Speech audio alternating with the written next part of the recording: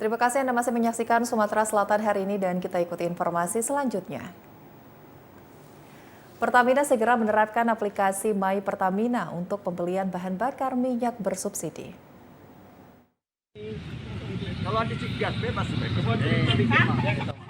Pertamina secara bertahap mulai menerapkan aplikasi My Pertamina untuk pembelian BBM jenis Pertalite dan biosolar.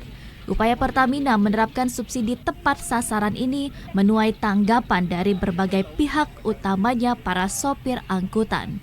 Seperti yang diungkapkan Suprapto, salah seorang sopir angkot yang mengaku merasa keberatan dengan adanya aturan baru yang akan diterapkan pihak Pertamina untuk pembelian BBM Pertalite. Menurutnya, saat ini saja pembelian BBM Pertalite harus mengantri berjam-jam di SPBU bahkan sejak pagi hari. Jadi kalau pajak kan solusinya tuh angkot nih cak menolak dipermudahkan, cak itu kan. Nah, inilah yang kami susah nih, sopir angkot nih, seluruh sopir angkotnya kurasa yo yang pakai HP cak ini kalau tidak sampai cak 10 kok. Tapi kalau kami pakai HP cak ini lah. Jadi kalau tidak bisa, kami ini kalau dia nak aplikasi yang penting kami itu tidak minyak cak itu, kami nyari makan. Tidak mungkin seluruh sopir angkot ini disuruh nodong atau maling. Iya. Jadi itu keberatan Pak ya? Kami keberatan, kami pasti keberatan lah. Jika penerapan aplikasi My Pertamina tetap diberlakukan, Suprapto berharap para sopir angkutan dipermudah lantaran sebagian besar para sopir tak memiliki HP Android. Dari Kota Lubuk Linggau, Ferry Setiawan, TVRI Sumatera Selatan melaporkan. Baik saudara, Pertamina kembali menaikkan harga BBM non-subsidi. Bagaimana pendapat dari ahli dan kebijakan publik atas kenaikan harga BBM non-subsidi? Sudah bersama kami ahli kebijakan publik Dr. Haji Muhammad Tamrin. Ya, baik, selamat petang dokter. Selamat petang Mbak Caca, Mbak Sakwa. Baik dokter, Pertamina kembali menaikkan harga BBM non-subsidi. Nah, bagaimana pendapat dokter atas informasi tersebut? Ya, jujur kenaikannya agak signifikan gitu ya, besarannya lumayan gitu ya. Dan kalau dibilang bagaimana pendapat saya, hati saya mendua. Pertama secara rasional, secara subjektif gitu ya, secara subjektif terus terang terasa berat ya kenaikan ini di saat semua ekonomi lagi terpuruk, semua barang-barang itu naik gitu. Tapi secara rasional, sebenarnya kenaikan ini masih bisa diterima. Pertama karena ini berlaku untuk BBM non subsidi, gitu ya, BBM non subsidi. Sehingga BBM non subsidi kan selamanya menggunakan juga orang-orang menengah ke atas, gitu ya, pemilik-pemilik ya.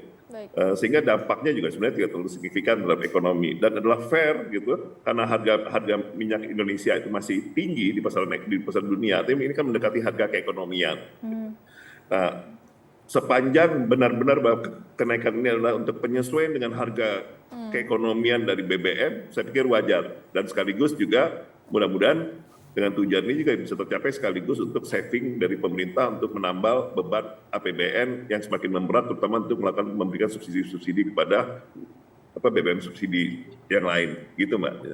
Oke, baik Pak. Tapi kalau misalnya melihat sebagai Pak Husni juga sebagai ahli kebijakan publik melihat adanya kebijakan pemerintah untuk menaikkan harga BBM non subsidi ini sebenarnya apa tujuan utama dari pemerintah? Ya, ini kan konsekuensi dari kita mengikat kepada harga mekanisme pasar gitu ya. Jadi pasti naik turunnya harga ya menyesuaikan dengan harga pasar, dengan harga pasar dalam arti dalam harga keekonomian BBM itu sendiri gitu. Nah, kebijakan mengikuti mekanisme pasar konsekuensinya tentu adalah memang harga yang harus ditanggung oleh pengguna BBM non subsidi ini. Memang itu adalah konsekuensi gitu ya. Dan tapi saya pikir harganya nggak terlalu, walaupun harganya lumayan signifikan, tapi dampaknya terhadap ekonomi atau terhadap inflasi saya pikir nggak terlalu berat. Kecuali, ya ini yang harus diwaspadai, kecuali sebab harga pengguna BBM non subsidi yang 5% itu kan hanya teori matematis di atas kertas gitu ya. Jangan lupa nanti kita akan kelimpahan mereka yang tadinya biasa menggunakan Pertalite ya BBM subsidi, terus kalau nanti jadi berlakukan dengan penggunaan Pertamina segala macam itu, mereka tidak bisa lagi mengakses BBM Pertalite, BBM subsidi, sehingga mereka akan ke BBM non subsidi, dan ini akan berat bagi mereka kenaikan harga ini. Paling itu yang harus diantisipasi. Baik, Pak Husni, secara langsung kenaikan harga BBM non-subsidi ini sudah tidak menyasar ke konsumen kelas bawah lagi. Nah, bagaimana pandangan Bapak atas statement tersebut? Bagaimana? Sorry, saya nggak jelas ya kedengaran. Baik, secara langsung kenaikan harga BBM non-subsidi ini sudah tidak menyasar ke konsumen kelas bawah lagi ya Bapak ya. Bagaimana pandangan Bapak atas statement tersebut?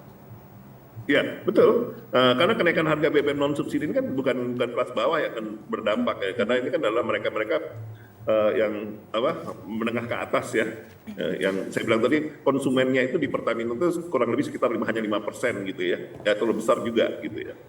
Nah, sehingga yang perlu diperhatikan adalah, dan saya yakin mereka juga nggak akan terlalu, ini orang-orang yang menengah ke atas yang juga tidak suka gejolak ya, sehingga kecil kemungkinan untuk gejolak, kecuali, makanya saya bilang kecuali gitu, ternyata ada kelompok masyarakat yang katakan di antara pengguna subsidi dan non subsidi yang sekarang mulai menikmati non subsidi, dan itu yang akan terdampak paling besar gitu ya. Baik. Tapi selebihnya enggak gitu ya. Baik. Terima kasih Dr. M. Husni Tamrin, ahli kebijakan publik, telah bergabung bersama kami dalam Sumatera Selatan hari ini. Semoga sehat selalu. Sampai jumpa kembali, Pak Husni. Terima kasih Mbak Sapa, Mbak Caca. Baik. Sore.